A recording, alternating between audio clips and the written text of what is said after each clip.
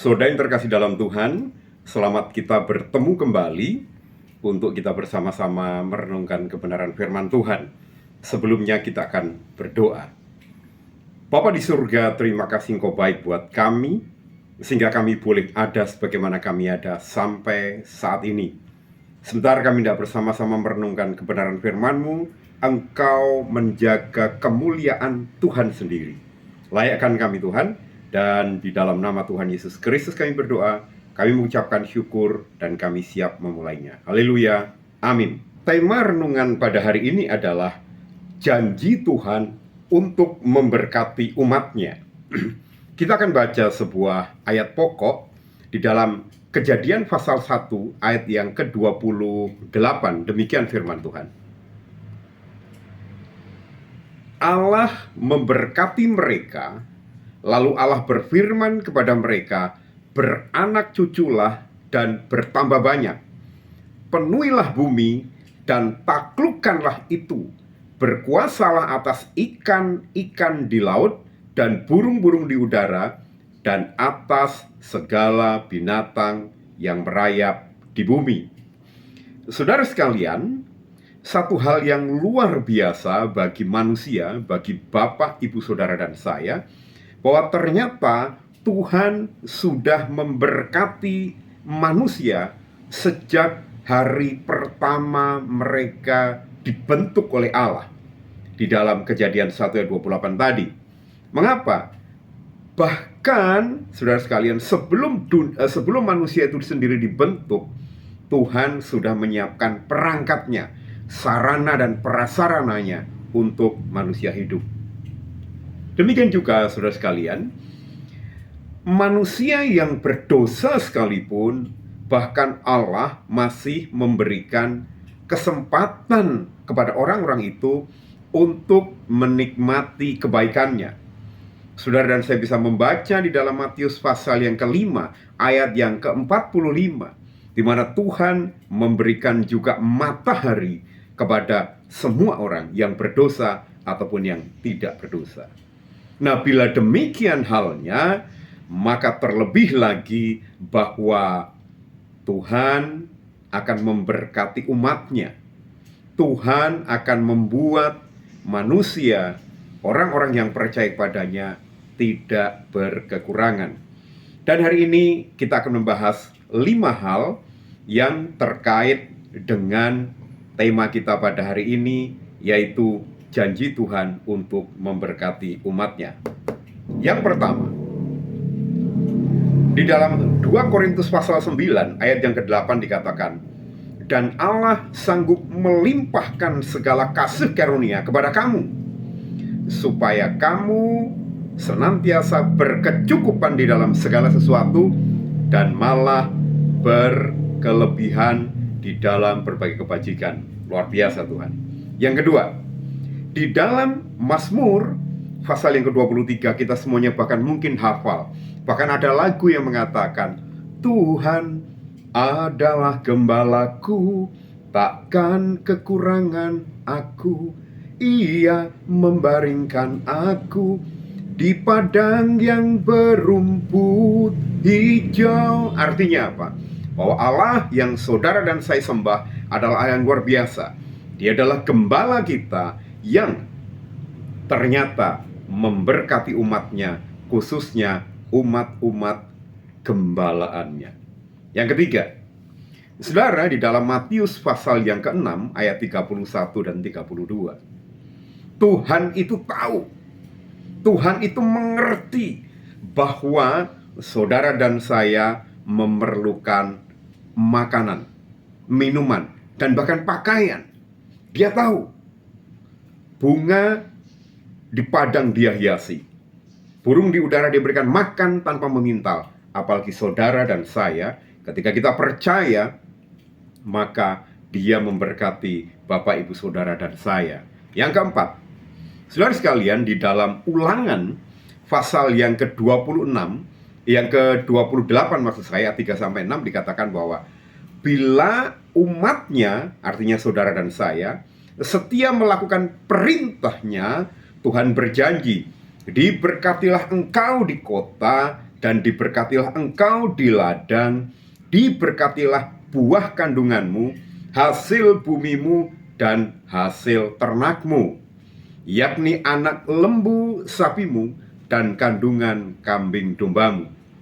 Diberkatilah bakulmu, dan diberkatilah engkau pada waktu keluar. Bayangkan saudara sekalian, itu adalah gambaran dari hidup yang dilimpahi dengan segala berkat-berkat dari Allah, sehingga saudara dan saya tidak kekurangan segala sesuatu.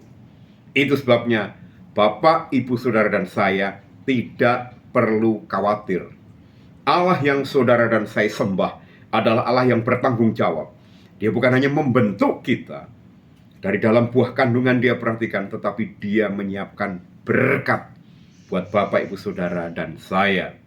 Yang kelima, di dalam 1 Petrus 5 ayat yang ke-7 dikatakan, serahkanlah segala kekhawatiranmu kepadanya, sebab ia yang memelihara kamu.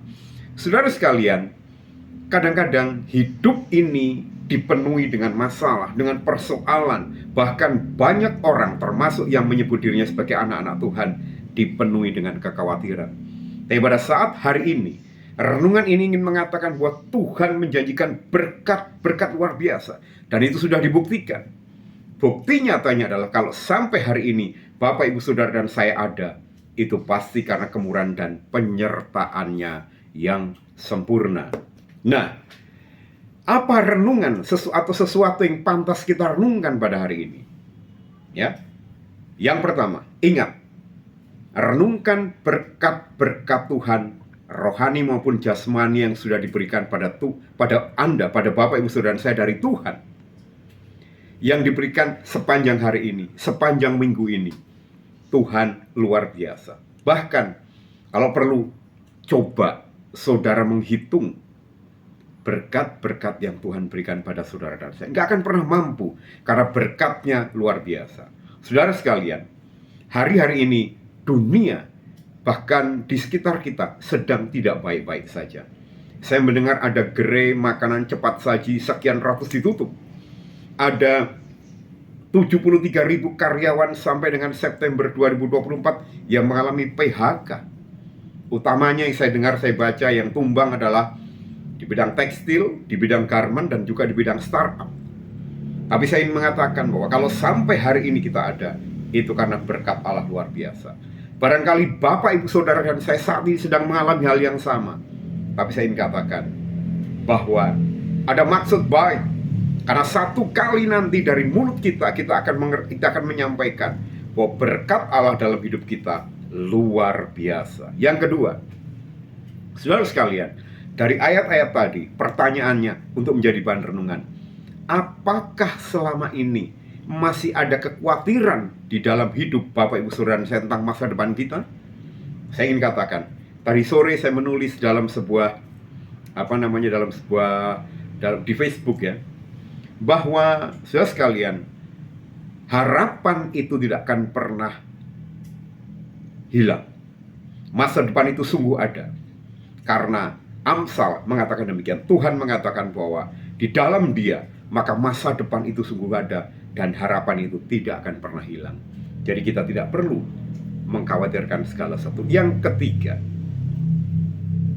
saudara sekalian, kalau memang benar selama waktu yang lalu sampai hari ini kita mau mengakui, merendahkan hati dan diri kita betapa Allah memberkati kita, menuntun kita dalam berbagai situasi, perlukah kita khawatir buat hari-hari yang akan datang? Tidak ada yang pernah tahu masa depan kita, tetapi jaminan Tuhan mengatakan bahwa orang yang setia, orang yang berharap, tidak akan pernah dipermalukan. Bahkan di dalam Ayub pasal 42 ayat 2 dikatakan bahwa aku tahu engkau sanggup melakukan segala perkara dan tidak ada rencanamu yang gagal. Rencana Allah adalah rencana damai dan sejahtera buat Bapak, Ibu, saudara dan saya. Yang terakhir, Bapak, Ibu sekalian, ada sebuah ayat untuk kita hafalkan di dalam Lukas pasal yang ke-6 ayat yang ke-38. Demikian bunyinya, berilah dan kamu akan diberi. Suatu takaran yang baik, yang dipadatkan, yang digoncang, dan yang tumpah keluar akan dicurahkan ke dalam ribaanmu. Sebab ukuran yang kamu pakai untuk mengukur akan diukurkan kepadamu. Itu ayat yang kita hafalkan pada hari ini, dan mari kita berdoa. Bapa di surga, terima kasih Engkau baik. Kalau sampai hari ini kami ada, itu karena penyertaan dan kasih setia Allah. Maka Tuhan tolong kuatkan kami, jangan biarkan kami khawatir akan waktu yang akan datang, bahkan esok. Karena rencanamu adalah rencana damai sejahtera yang penuh dengan harapan, bukan rencana kecelakaan. Dan tidak ada rencanamu yang gagal. Juga di dalam Engkau memberkati kami.